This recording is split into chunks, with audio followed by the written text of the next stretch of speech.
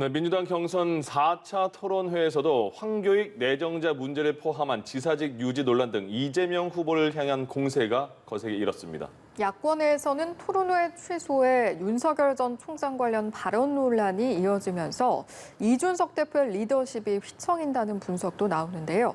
관련 내용을 포함한 정치권 이슈들 김성환 시사평론가, 이기재 동국대 겸임교수와 함께 짚어보도록 하겠습니다. 네, 어서 오십시오. 안녕하십니까? 안녕하세요. 예, 안녕하세요. 먼저 민주당 어제 대선 경선 4차 토론회 얘기부터 해보겠습니다.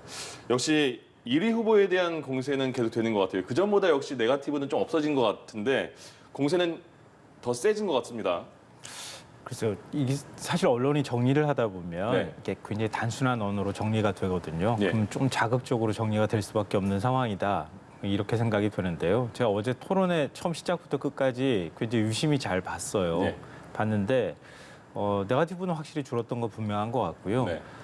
후보별로 발언할 수 있는 기회가 조금 적어서 예. 검증이라고 하지만 부동산 정책에 대해서 잘 검증하기는 못하는 모습이어서 좀 아쉬웠다. 그게 뭐 개인적인 총평이라고 볼 수 있고요. 네. 전체적으로 부동산 공약에 대한 검증에 있어서는 이낙연 후보의 서울공항 이전 그 부지에 3만 호 주택 짓겠다. 이 부분이 제일 집중적으로 아마 공격을 받은 것으로 보이고요. 예. 그리고 이제 주도권 토론에 넘어가서는 이재명 후보가 아무래도 네. 좀 더 본격적으로 견제가 됐습니다. 뭐 예를 들면 재난기본소득 문제라든가 지사직 사퇴와 관련해서 김두관, 정세균 그리고 이낙연 3명의 후보가 공세를 펼치는 이런 모습을 보였는데요. 네. 어찌 보면 1위 후보하고 2위 후보가 집중적으로 견제 대상이 될 수밖에 없기 때문에 그런 전형적인 패턴이 나타났다 이렇게 생각하고요. 예. 공약 검증에 있어서는 서로 간에 짧은 시간이었지만 어떤 방식으로든 자꾸 검증해 나가면서 그리고 공약을 또 앞으로 다듬어질 여지가 있잖아요. 왜냐하면 당내 토론이기 때문에 나중에 최종적으로 후보가 마지막으로 단일 후보가 생겼을 때 네. 그때 후보가 상대편 공약도 괜찮으면 좀 받아주는 모습을 앞으로 좀 보여줬으면 좋겠다 이런 바람도 가져봤습니다. 예. 어떻게 보셨어요? 어제 총평이요? 예, 일단 4차 토론회까지 진행된 거고 네. 사실 어제 뭐 토론회 때 새롭게 제기된 이슈는 없더라고요. 네. 예, 기존에 이제 다 나왔던 얘기고 이제 부동산 관련한 이제 공약들도 이미 이재명 후보 같은 경우는 250만 호 그리고 기본주택에 대한 이제 입장을 내놨는데 사실 기본주택 관련해서는 여러 비판이 있지 않습니까? 네. 왜 일단 뭐 중산층부터 시작해서 모든 사람이 다 그거를 이제 신청할 수 있게 됐는데 왜 국가의 막대한 예산을 가지고 그렇게 하느냐, 오히려 더 어려운 사람에게 공공 임대를 해줘야 되는 거 아니냐 이런 지적부터 시작해서 도대체 기본주택 그 100만 원을 어디다 짓겠다는 얘기냐 네. 이런 좀 비판이 좀 많이 있었고요. 그다음에 뭐 그 최근 제기된 뭐 황교익 내정자에 대한 논란이라든가 또 지사 찬스. 사실 김두관 후보가 어제 경선 후보로서 그다음에 도지사로서 양손에 떡을 든 놀부 같다 예. 이런 표현이 아주 재밌었는데 역시 뭐 이재명 후보를 중심으로 이제 견제하는 나머지 5명의 후보와의 뭐 팽팽한 접전이 있었다고 보고 그러나 뭐 국민의 관심을 끌만한 새로운 이슈가 제기된 건 없다 이렇게 좀 총평할 수 있을 것 같습니다. 예. 교수께서 조금 전에 말씀해 주신 것처럼 어제 토론회에서는 예상대로 황교익 경기관광공사 사장 내정자에 대한 보훈 인사 문제가 도마 위에 오르기도 했습니다. 링 밖에서는 친일 공방까지 더해지고 있는 상황인데요. 직접 관련 내용 듣고 돌아오겠습니다.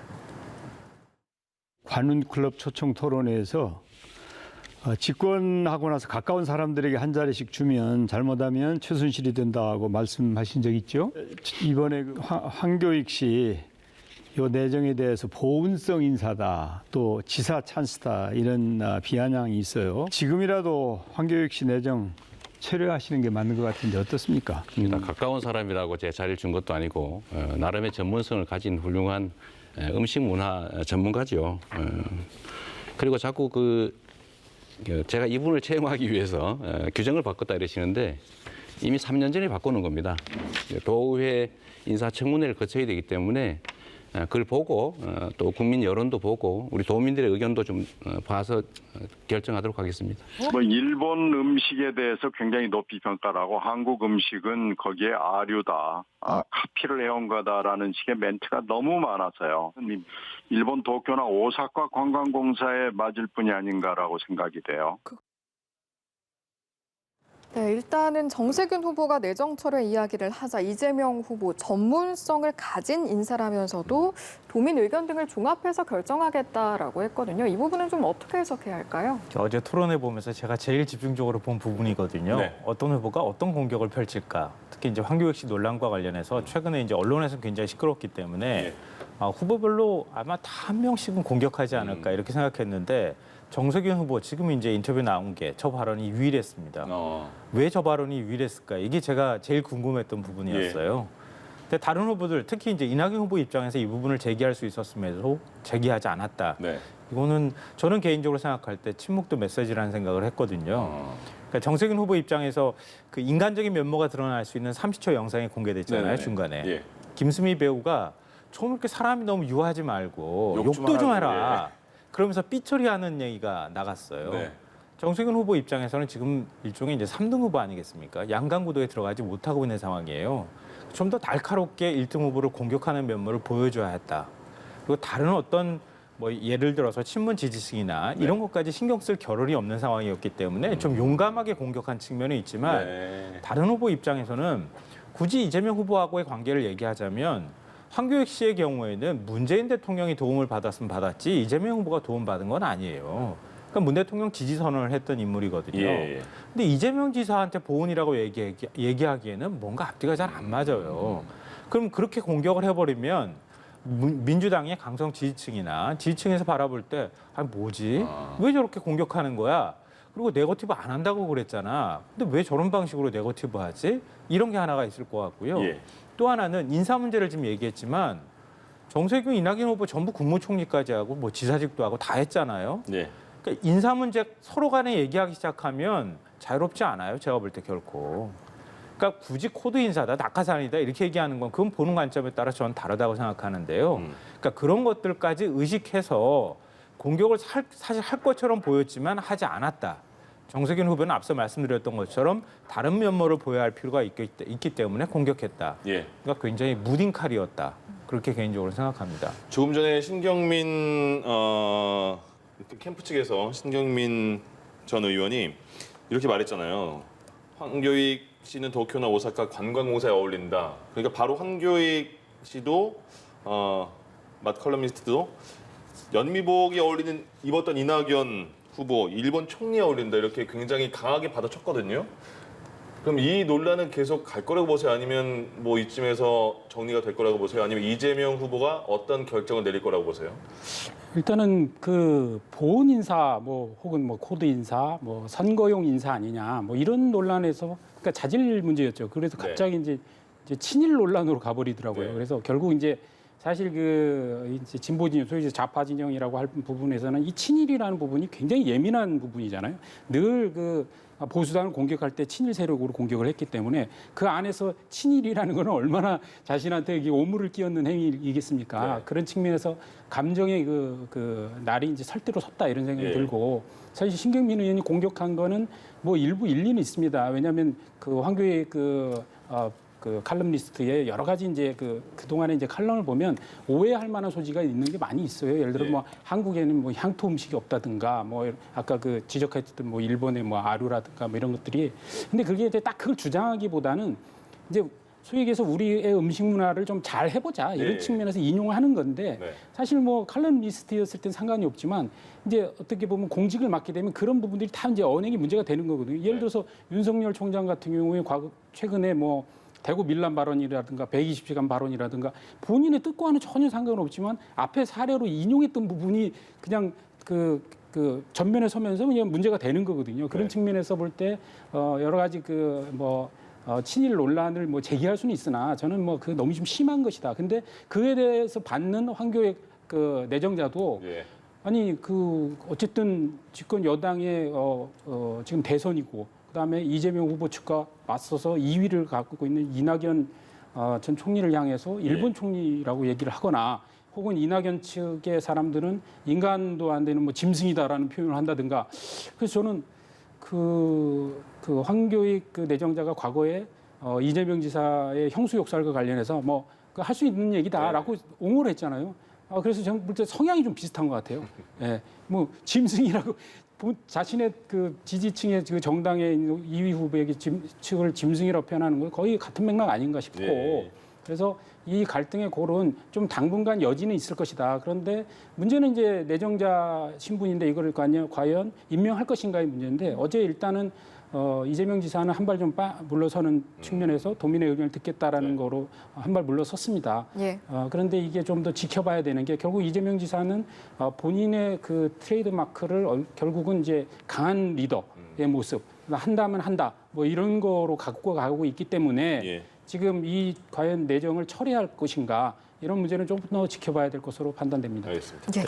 이번 이번- 논란은요, 제가 볼 땐 네.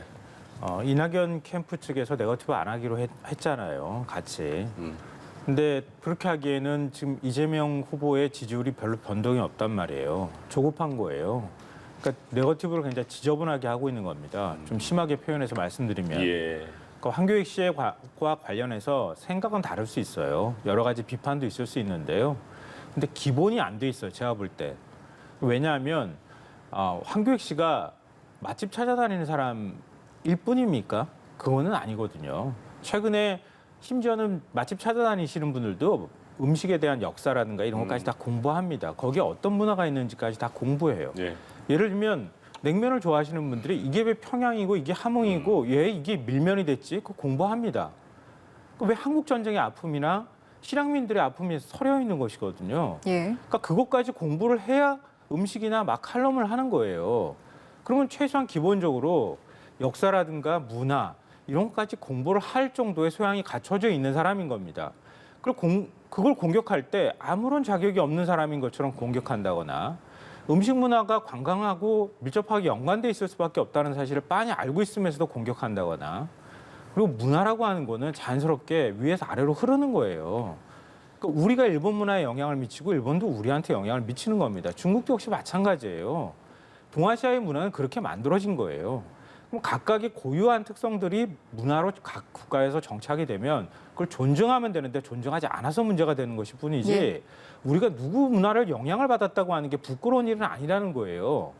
근데 친일이나 이런 식으로 얘기를 한다는 거죠. 예. 일종의 유치한 논쟁인 겁니다. 그러니까 그렇게 싸움을 지저분하게 만들고 나니까 황교익 씨도 거기에 대해서 자존심을 내세우기 시작하면서 싸움이 굉장히 거칠어지는 측면이 있다는 겁니다. 그러니까 지사직과 관련해서 이재명 지사를 공격하다가 별로 큰 효과를 보지 못하니까 황교익 씨를 통해서 우회적으로 공격한다고 하다 보니 저렇게 싸움이 이렇게 커져버린 거예요. 그러니까 제발 네거티브 안 하겠다고 하는 정신으로 돌아가서 싸움을 하려면 좀 제대로 다 상대방이 아파할 수 있게 국민 여론이 움직일 수 있게 공격해야지 이런 식으로 전체적으로 싸움을 흐려버리면 그럼 민주당에 대한 전반적인 인식 자체가 나빠질 거 아니겠습니까? 예. 그런 부분에 있어서 이낙연 캠프 측의 대응은 저는 매우 부적절했다고 생각합니다. 예, 이제 국민의힘 이야기로 한번 넘어가 보겠습니다. 네. 국민의힘 지도부 어제 결국 오늘로 예정됐던 토론회 일정을 취소를 하고 25일에 예정됐던 토론회 역시 비전 발표회로 대체를 하기로 했는데 물론 선관위원장 인선이나 뭐 남아있는 부분이 있긴 합니다만 이제 내용이 어느 정도는 봉합되는 수순으로 들어갔다라고 봐도 되겠습니까? 제가 볼 때는 이제 시작이라고 생각합니다. 왜냐면은 지금 표면적으로 노출된 거는 그러니까 토론회를 할 거냐, 뭐 비전 발표회를 할 거냐 이거지만 예. 결국은 그게 핵심적으로 들어가면 후보를 뽑는 경선의 룰을 어떻게 만들 거냐. 결국 이제 배수를 어떻게 압축할 거고 그 압축할 때 당원의 비율, 그다음에 국민 여론조사의 비율, 그리고 국민 여론조사에서는 역선택에 대한 방지 여부 등등 후보가 1등을 하건 몇 등을 하건 간에 그 순위와 직접적으로 연결되어지는 경선의 규칙 예. 이 부분도 이미 그 경준이라는 조직 틀에서 발표를 했고 최고위원회에서 인준을 한 거예요. 그렇기 때문에 이 부분에 대해서 각 후보 측이 윤석열 후보 측뿐만 아니라 원희룡 후보 측이나 여러 후보 측에서 문제 제기를 해왔단 말입니다. 경준이는 당원 당규에 없는 선거관리 조직인데 그러면 기획 정도를 하는 것까지는 좋지만 모든 규칙을 다 정해서 최고위원회에 올려서 최고위원회 승인을 받는 게 과연 공당의 절차로 맞느냐 이런 부분에 대한 문제 제기를 해왔고 이런 부분이 실제 매듭이 되지 않는 상황에서 단지 그냥 토론회만 비전 발표회로 1차 하는 것으로 이제 정리되었기 때문에 네. 당분간 이 부분은 지속적으로 문제 제기될 수밖에 없다. 이렇게 볼 수 있습니다. 알겠습니다. 국민의힘에서는 지금 가장 뜨거운 이슈가 이준석 대표, 윤석열 전 총장 1등 후보 간의 이거 어떻게 힘싸움이라고 봐야 될까요? 굉장히 그 잦은 대립이 있습니다. 일단 김재원 최고위원이 원희룡 전 지사에게 들었다는 걸 라디오에서 밝히니까 이준석 대표가 반박을 했고 거기에 대해서 원희룡 지사도 오늘까지 기자회견을 열고 반박을 했습니다. 일단 그 내용을 들어보겠습니다. 원희룡 지사가 이준석 대표와 대화를 했는데 윤석열 총장은 금방 정리된다고 했다라는 신문 보도와 관련해서는 제가 사실은 저 방송국에 오기 전에 원희룡 지사와 통화를 해봤습니다. 오늘 여기 오시기 전에? 예. 그 언론, 저도 신문 보도를 봤었거든요. 그래서 확인을 했더니 이건 뭐 틀림없는 사실이다. 그 이준석 대표가 윤석열이 금방 정리된다라는 워딩을 내가 직접 들었다고 기사가 났던데 사실이냐? 난 사실이다. 내가 왜 거짓말을 하겠냐? 그래서 그게 무슨 뜻이냐? 나는 해석을 안 붙이겠다. 그냥 있는 그대로다. 네, 윤 전 총장은 금방 정리된다. 이 말을 한 것도 사실인가요? 원희룡 지사께서 만약에 자신감이 있으시면은 앞에 주어 윤석열 전 총장이 정리된다 해서 윤석열 전 총장이란 말을 제가 했다고 확실하게 답을 해주십시오. 왜냐하면 그러니까 원희룡 전 지사와 이준석 대표가 통화를 했어요. 근데 통화 내용 중에 곧 정리가 될 것이다. 근데 그거를 원희룡 지사는 내용 문맥상 윤석열 전 총장 곧 정리될 것이다라는 말이 확실하다 이렇게 말을 하고 있고요. 이준석 전 대표는 경선 분위기고 정리될 것이다 이렇게 해명을 한 거거든요. 어떻게 받아들여야 될까요? 오늘 뭐 원희룡 지사가 다시 또 기자회견을 열었잖아요. 네. 녹취록 딱 공개해라. 오늘 오후 6시까지다 이렇게 시한까지 정하기도 했고 오히려 이준석 대표가 왜곡하고 있다 이렇게까지 지금 반박하고 있는 상황이거든요. 네. 또 어제 최고위가 열리고 난 다음에 네. 갈등이 좀 봉합되는 거 아니냐 이렇게 이제 얘기를 했어요. 대부분 정치권에서도 그렇게 바라보고 네. 뭐 오늘 아침에 신문들도 다 그렇게 대체적으로 평가를 했는데 네. 지금 다시 또 녹취록 논란이 또 났다는 거죠.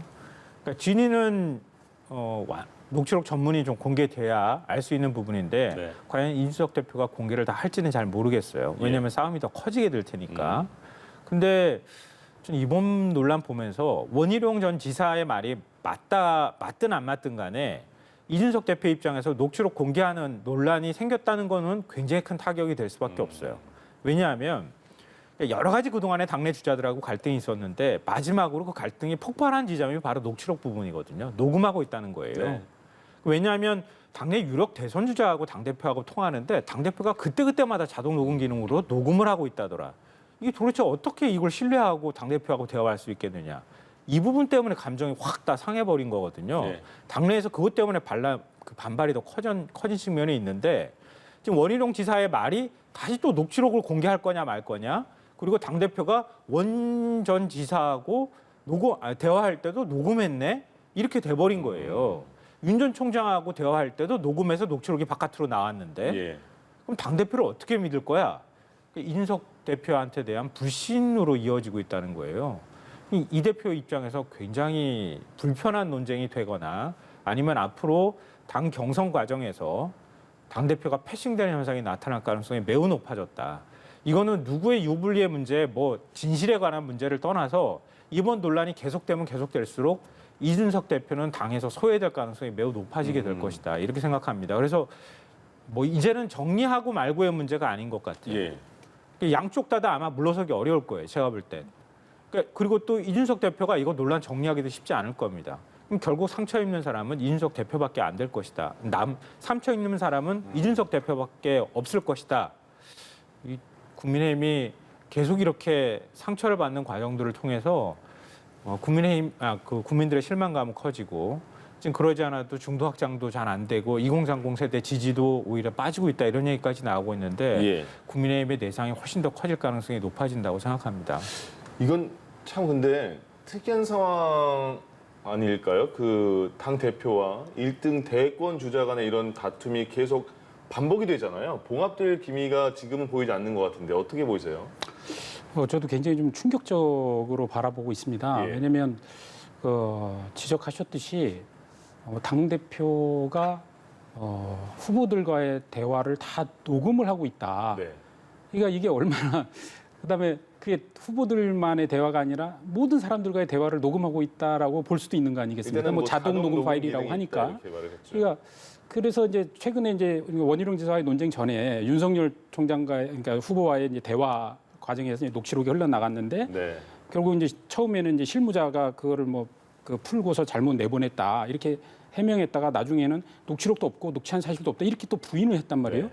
근데 이번에 원희룡 후보와의 그 녹취록이 이제 나온 거예요. 네. 그러니까 결국은 다 녹음했네, 녹음했었네 이렇게 네. 돼버린 겁니다. 이번엔 스스로가 공개를 한 거죠. 본인이 직접 공개를 했어요. 저는 그게 놀랍다는 거죠. 어젯밤에 11시가 넘어서 공개를 했던데 네. 그 직전에 아마 국회 방송에 출연해서 아까 그 화면이 나오던데 본인은 그 윤석열 그 후보에 대해서 뭐 저거 곧 뭐 정리된다 이런 표현이 저거가 윤석열 총장이라는 개인이 아니라 갈등 상황이었다라고 얘기하고 오히려 그 원희룡 후보에게 자기 자신의 주어가 윤석열이 있음에 대해서 밝히라는 식으로 저렇게 공세를 했잖아요. 맞습니다. 그런데 어제 본인이 밝힌 그 녹취록의 그 텍스트를 보면 예. 제가 볼 때는 물론 보는 사람마다 약간 시각의 차이 있습니다만 이거는 윤석열 총장을 얘기한 거다. 네. 왜냐하면 어떻게 발언을 했냐면 곧 정리된다라고 하면서 그 여의도 연구원에서 조사를 하고 있다. 예. 그리고 그 원희룡 후보는 지지율이 좀 올라가고 있다 축하한다. 축하한다. 이 맥락이거든요. 예. 그러면 우리 국민의힘의 여의도 연구원에서 지금 이 갈등 상황에 대한 국민의 무슨 태도를 묻는 여론조사를 안 해요. 예. 여의도 연구원의 여론조사는 지금 대선 주자들에 대해 여론조사를 하고 있을 겁니다.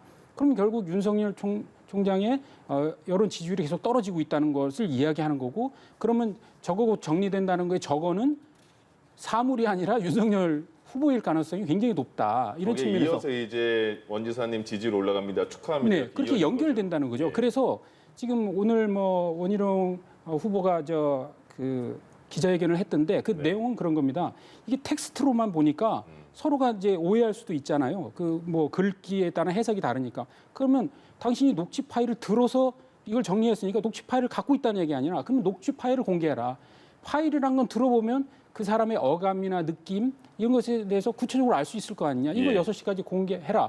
왜냐하면 이게 그 시작이 그 어제 아마도 그 국회 방송을 통해서 이준석 그 당대표가 이런 문제 제기를 안 했다면 이런 논란도 없었을 겁니다. 근데 그 국회 방송을 통해서 원희룡 후보가 거짓말을 한 것 같이 지적을 했기 때문에 원희룡 후보 입장에서는 최소한 진실 공방에서 본인이 거짓말한 사람으로 몰려서는 안 된다는 거 아닙니까? 그런 정치인의 기본적인 후보로서 거짓말하는 후보로 몰릴 수는 없기 때문에 이 진실 공방에 뛰어들 수밖에 없는 거고 그래서 6시까지 밝히라고 했으니까 아마도 오늘 6시면 파일의 그 구체적인 어떤 목소리가 예. 다 이제 시청자들이 들을 수 있지 않겠나 이렇게 생각해 봅니다. 예. 근데 그 녹취 파일 공개하면 안 돼요. 녹음 네. 파일 공개하면 그럼 다 죽자는 얘기입니다. 그러면 그 원희룡 전 지사가 가만히 있지도 않을 거고요. 다른 대선 후보들도 마찬가지일 거예요. 그러니까 이번 싸움이 이렇게 일종의 오기 싸움으로 자꾸 가는 거는요. 누구 하나가 참지를 못해서 그러는 거예요. 그러니까 정치하다 보면 억울한 일도 생기는 거예요. 그러니까 억울하지만 참아야 그 다음 게 보이거든요. 근데 참지를 못하는 거예요. 이준석 대표 어제 최고위 뭐 열렸지만 모두 발언 생략하고 가면서 이제 발언 자제하겠구나. 또 실제로 최고위원들도 그렇게 얘기를 했다고 하잖아요. 서병수 경준위원장도 그렇게 얘기를 했다고 하는데 나 지금 그 언론에 취재해가지고 공개된 내용 보니까 이준석 대표는 최고위원들을 향해서 경고한다. 그러니까 또 다른 최고위원은 나도 똑같이 당대표를 향해서 경고한다. 이런 식의 얘기들이 오고 갔다는 거 아닙니까? 근데 그렇게 했지만 그래도 표면적으로는 봉합되는구나. 그게 뭐 일종의 이제 토론회는 다 안 열더라도 그냥 발표회 수준으로 정리하고 뭐 이번 달 말에 어차피 이제 그 선관위가 뜨니까 선관위에서 선거 관리하면 되겠구나. 이렇게 하고 그냥 마무리를 하려고 했는데 이준석 대표가 그냥 녹취록 얘기를 저녁 때 밤에 그냥 해버린 거예요. 그러고 난 다음에 오늘 또 하는 얘기가 부모님이 너무 걱정해가지고 그래서 공개했다고 지금 얘기를 하고 있는 겁니다. 그러니까 전체적인 평가는 이준석 대표가 그래도 좀 져준 거다 이렇게 평가를 했거든요. 봉합이 된 가장 큰 이유로. 왜냐하면 토론회 안 하고 의견을 들어가지고 발표회로 좀 바꿔주고 이렇게 하는 뒤로 한 발 물러서는 듯한 모습을 인정하는 듯한 태도로 그 평가가 있었는데 이준석 대표가 이렇게 또 다른 녹취록 논란에 확 뛰어들면서 나는 절대 질 수 없다. 이런 오기만 남았다. 이런 평가를 받을 수밖에 없다는 겁니다. 예. 예. 근데 여기에다가 지금 녹음 파일까지 만약에 오늘 공개해버리잖아요. 제가 볼 땐 걷잡을 수 없을 것 같아요. 그러니까 앞서 제가 우려했던 것처럼 이준석 대표하고는 앞으로 경선과 관련해서 어떤 대화도 하고 싶지 않다. 이런 얘기까지 갈 가능성이 있어요. 예. 그러니까 이준석 대표도 여기서 다소 억울하거나 논쟁이 간다 하더라도 원희룡 지사하고 좀 풀지는 못한다 하더라도 더 이상 갈등이 확전되지 않도록 하는 게 당대표로서 일단 기본적인 책무다. 그렇게 할 필요가 있다. 이게 제가 국민의힘을 너무 지나치게 걱정하면서 얘기하는지 모르겠지만 그러니까 전체적으로 정치가 이렇게 움직이면 그럼 대선 판 자체가 굉장히 이상하게 왜곡되잖아요. 예, 예. 국민들 보기에서도 좋지 않고 예. 그러니까 빨리 마무리하는 게 맞다고 생각합니다. 저는 개인적으로. 예. 국민의힘 여기까지. 지지자들이 뭐 당연히 이제 걱정을 하고 있고 갈등을 빨리 봉합해야 될 거라고 봅니다. 근데 이게 어떤 뭐 개인 간 어떤 감정의 문제 혹은 그 뭐 누가 한 발짝 물러서고 양보하고 이런 문제가 아니에요, 실제로. 왜냐하면 이거는 대선과 관련한 후보를 뽑는 그러니까 결국 선관위 구성과 관련한 그 쟁점들인 거거든요. 네. 그렇기 때문에 지금 사실은 이 선관위 위원장부터 시작해서 예. 주도해서 가겠다는 이준석 대표의 일방적인 그립과 일방적인 추진과 나머지 후보들 간의 이런 전선이 형성되는 겁니다. 그래서 이게 단순하게 뭐 감정 싸움의 문제라기보다는 그러니까 이준석 대표가 앞으로 그러면 경선이든 이런 부분에 대해서 선관위를 구성해서 다 위임하고 네. 더 공정하게 끌고 가고 예. 본인은 당대표로서 집중하겠다. 이런 이제 판단들이 나와야 이게 수습된다고 생각합니다. 예, 알겠습니다. 여기까지 듣겠습니다. 지금까지 김성환 시사평론가, 이기재 동국대 경희민 교수와 함께했습니다. 고맙습니다. 고맙습니다. 예.